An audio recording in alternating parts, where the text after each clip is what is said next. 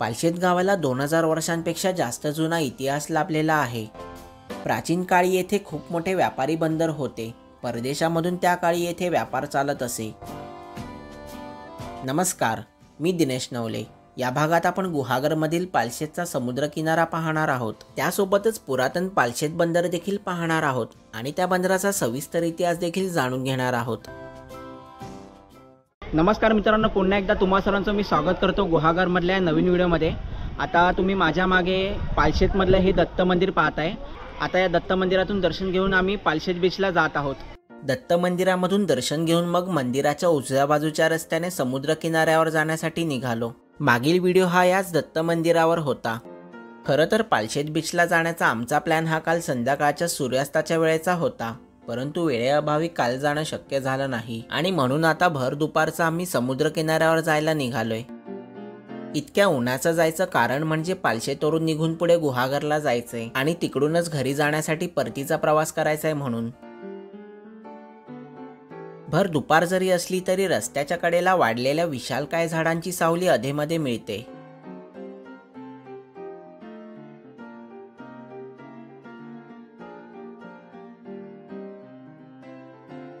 समुद्राजवळ जात असल्याने थोडं थंडगार जाणवते। दत्त मंदिरापासून फक्त 2 मिनिटांनी आम्ही या ठिकाणी पोहोचलो। समुद्र किनारी पोहोचताच डावीकडे वळून येथे गाडी पार्क केली। मित्रांनो, पालशेतमधल्या श्री दत्त मंदिरापासून 2 मिनिटाच्या अंतरावरती आम्ही आलेलो आहोत पालशेत बीचच्या ठिकाणी। आता भर दुपार झालेले आहे, दुपारचे 3 वाजलेले आहेत आणि सूर्य देखील डोक्यावरती तळपतो आहे। तुम्ही पाहू शकता प्रथमेश आपला पुढे चाललेला आहे, त्याला फॉलो करत मी आता बीचपर्यंत जात आहे। पालशेतचा किनारा जास्त लांबीचा नाहीये व कमर्शियल देखील नाहीये। मी आणि प्रथमेश सोडलं तर येथे कुणीच नव्हतं, परंतु असंही एरवी स्थानिक सोडले तर फारसं कुणी येथे जास्त येत नाही। समुद्राच्या लाटा उसळत येऊन हळूहळू किनारे स्थिरावत आहेत। किनाऱ्यावरील वाळू मात्र मौशार आहे, त्याचा स्पर्श मला फारच सुखावून गेला। समोर जो डोंगराळ भाग दिसतोय त्यामागे हळूच एक डोंगराचा भाग काहीसा बाहेर आलाय। तो भाग बुधल समुद्र किनाऱ्यानजीकचा आहे। तेथून वेळणेश्वर सुद्धा जवळ आहे।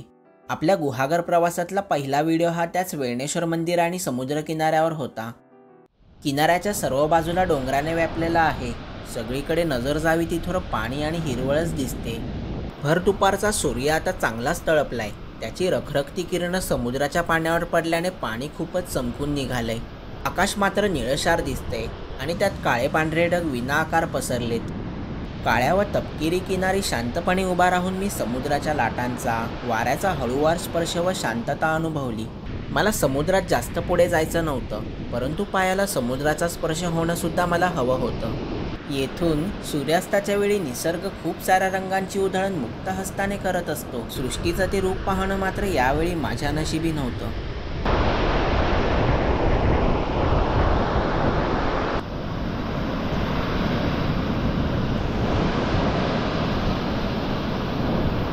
मौशार किनारी थांबून पुढे त्या खडकांच्या ठिकाणी निघालो। वारा मात्र खूपच जोरदार सुटलाय। त्यातल्या त्यात भर दुपारी वातावरण थोडं तरी आल्हाददायक वाटतंय। या ठिकाणी लहान मोठ्या आकारांची दगडं सर्वत्र पसरलेली आहेत आणि समुद्राचं पाणी येऊन त्यांच्यावर आदळतंय। येथून पुढे उजवीकडील रस्ता पालशेत बंदराला जातोय, तिथे सुद्धा आपल्याला जायचंय।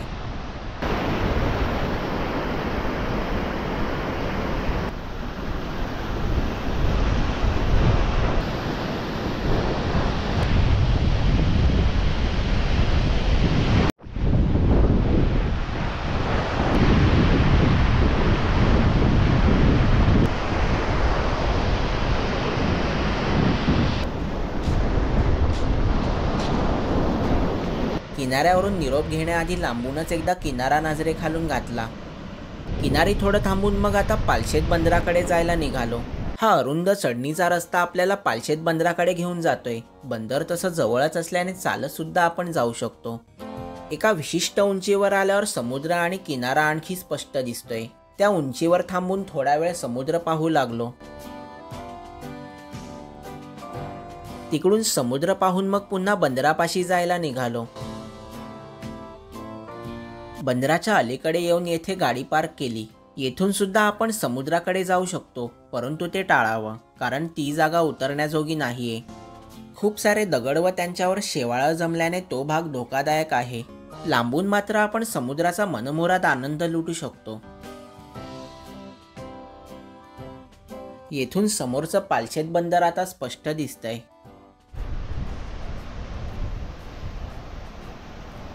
तिथे थोडं थांबून मग बंदरापाशी जायला निघालो.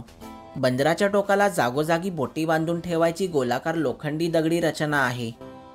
जुन्या बांधकामाचं, परंतु अजूनही सुस्थितीत आणि वापरात असलेलं हे बंदर आहे. हा उतार उतरून आता आणखी थोडं पुढे जातोय. बंदराच्या टोकाशी थोडं पुढे जाऊन लाटांचा अंदाज घेऊन मग काही वेळ तिथेच थांबलो. येथून पालशेत आणि आजूबाजूचा परिसर अगदी स्पष्ट दिसतोय. समुद्राच्या लाटा बंदरावर येऊन जोरदार आदळत आहेत. काही क्षण ते मला थोडं भयावह वाटलं, म्हणून मी एका सुरक्षित अंतरावर येऊन उभा राहिलो. आता दिनेशने मला पालशेचा बीच दाखवलाय त्याच्या नजरेतून, म्हणजे मी आपलं त्याचा सारथी दाखवणारा हाच. पालशेचं बीच बघितलं, त्याच्यानंतर आपण बंदर बघितलं. खूप चांगले सिनेमॅटिक शॉट्स त्याने घेतले. खूप सुंदर बंदर आहे. इंग्रजांच्या काळापासून हे बंदर वापरात होतं.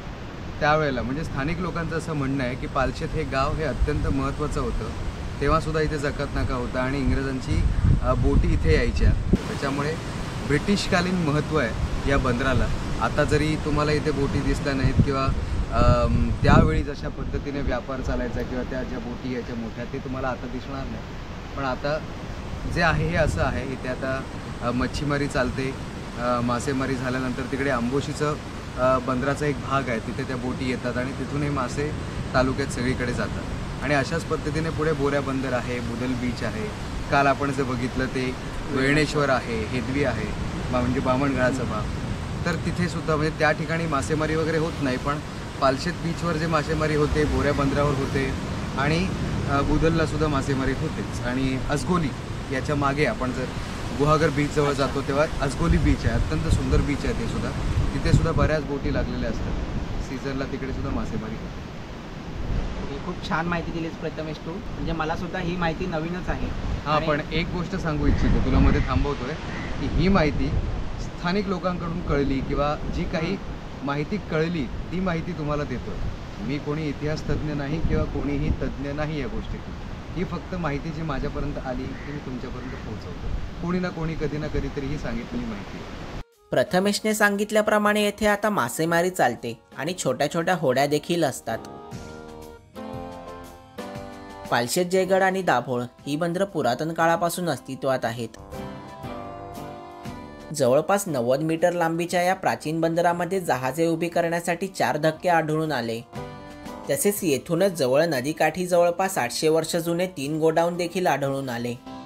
या गोडाऊनच्या अवशेषांपासून समुद्रापर्यंत थेट जवळपास 2 ते 2.5 किलोमीटर लांबीचे हे बंदर होते, ही येथील अवशेषांवरून समजते.